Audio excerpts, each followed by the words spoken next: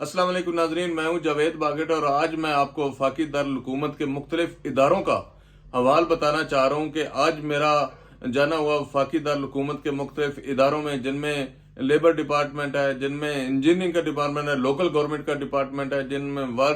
Water management का department है, agriculture department है, वहां पे मैंने कोशिश की कि वहां पे देखूं कि इदारों में क्या काम हो रहा है। मैं तकरीबन 3 इदारों में गया और तीनों इदारों के हेड से मिला, लेकिन वहां पे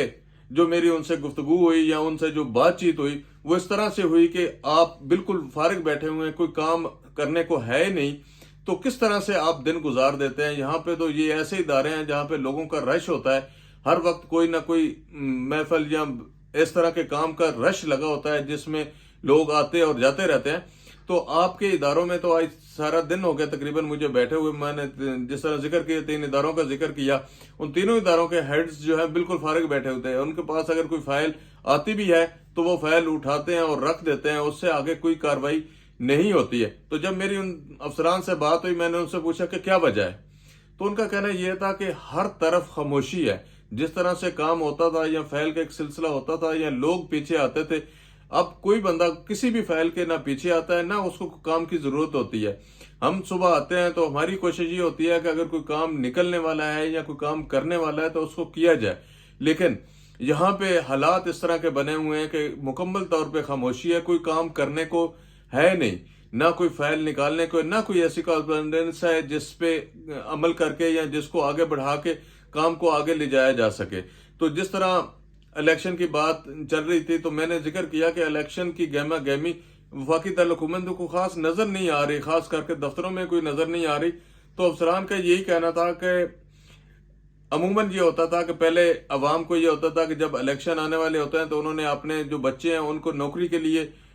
लगवाने के लिए कोशिश करनी होती है। MNAs के पास जाते हैं, MNA मुतलका इदारों में फोन करते हैं कोई जॉब के लिए या किसी न किसी जगह पे उनके बच्चों को एडजस्ट करने के लिए, ताकि उनका जो वोट बैंक है वो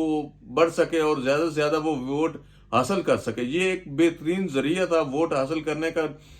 लोगों के बच्चों को नौकरी देकर। लेकिन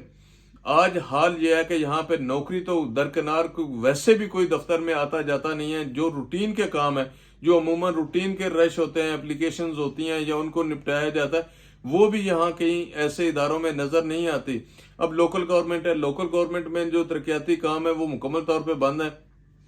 बिलों की जो बात की जाए तो फंड्स की बात की जाए तो फंड इस वक्त कहा जाता है कि इदारों को, किसी भी इदारे के पास कोई फंड नहीं है। कोई काम करने अगर करवाते हैं तो फंड की जरूरत होती है। एक मेरे बहुत ही अच्छे दोस्त हैं, ऑफिसर हैं, उन्होंने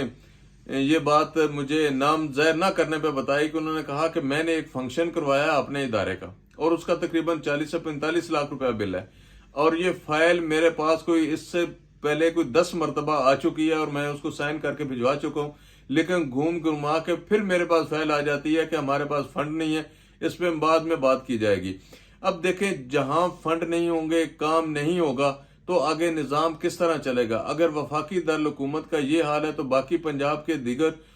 जो इलाके हैं उनको आप देख सकते हैं। इसके अलावा KPK है, बलूचिस्तान है या सिंध है, उसको देखें तो वहां भी इदारों का यही हाल है। इदारों में इस वक्त मुकम्मल तौर पे खामोशी है, सन्नाटा छाया हुआ है, कोई काम करना कोई करने को है ना कोई करवाने वाला है। तो अगर हालात इस तरह के रहे तो आने वाले वक्त जो है इंतहाई मुश्किल होगा। जिस तरह अवाम को ये तवक्को है कि इलेक्शन जो है 8 फरवरी को इलेक्शन होने जा रहे हैं, अगर 8 फरवरी को इलेक्शन होने जा रहे हैं तो किस तरह से ये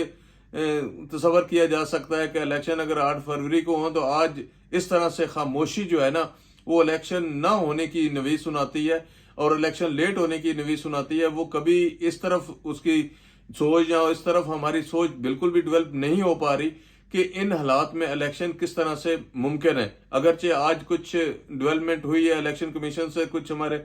जो वज़ीर आला हैं, निगरान वज़ीर आला हैं या निगरान वज़ीर आज़म है, उनके असासों की भी बात हुई है, उनके असासे भी जो है उनकी तफसील बाहर निकली है, लोगों को बताया गया कि कितने। उसमें एक हैरान कुन बात यह है कि एक हमारे वजीर है, वो ये कहते हैं कि उनके पास 10 तोले सोना है और 10 तोले सोने की जो कीमत उन्होंने लिखी है वो बड़ी हैरान कुन है। मेरे एक दोस्त कह रहे थे इससे तो 10 गुना ज्यादा मैं कीमत अदा करने को तैयार हूं, अगर ये 10 तोले सोना मुझे दे दें। तो उस 10 तोले की सोने जो इलेक्शन कमीशन में उसकी कीमत रखी गई है वो 80,000 है। اسی طرح سے بہت ساری اور بھی ایسی چیزیں ہیں، لیکن یہ سب سے جو اہم بات تھی وہ یہی تھی کہ 80,000 کا 10 تولے سونا جو ہے انہوں نے شو کیا، جو اپنے احساسوں میں انہوں نے ظاہر کیا۔ تو اس طرح کی چیزیں جو ہیں نکل تو رہی ہیں، لیکن الیکشن کا ماحول جو ہے جس طرح ہونا چاہیے اس طرح الیکشن کا ماحول نظر نہیں آ رہا۔ اداروں میں جس طرح سے کھلبلی مچنی چاہیے کہ لوگوں کو کام کا رش ہونا چاہیے، اس طرح سے کام کا رش نہیں ہے۔ تو اگر حالات اسی طرح ہیں اداروں کے، تو آنے والا وقت جو ہے وہ ہمیں کیا نوید سناتا ہے؟ آنے والے وقت میں کیا الیکشن جو مقررہ تاریخ ہے، جو 8 فروری کی 2024 کی دی گئی ہے، کیا اس پہ الیکشن ہو سکیں گے یا نہیں ہو سکتے ہیں؟ یہ آئندہ چند دنوں میں اس پہ بھی بات جو ہے واضح ہو جائے گی۔ لیکن جس طرح سے چیزیں نکل رہی ہیں اور جس طرح سے عدالتی نظام جو ہے وہ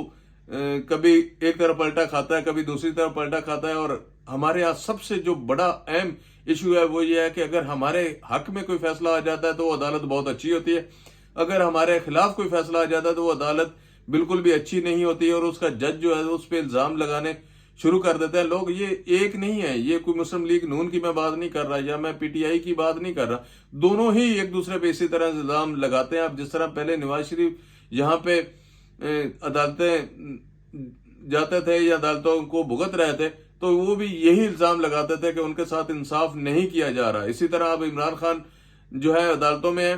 تو وہ بھی یہی تصور کرتے ہیں، ان کو وکلا بھی یہ کہتے ہیں کہ ہمیں جو توقع ہے یا جو انصاف کے تقاضے ہیں وہ پورے نہیں ہو پا رہے ہیں، ہم پہ پابندی لگا کے صرف اور صرف یہ الیکشن مینج کرنا چاہ رہے ہیں، تو اس طرح جو ہے کبھی الیکشن مینج نہیں ہو پائے گا۔ اس طرح یہ تو بات میں نے پہلے بھی کی ہے کہ اگر آپ ایک کسی بھی سیاسی پارٹی کے لیڈر کو یا ایک سیاسی پارٹی کے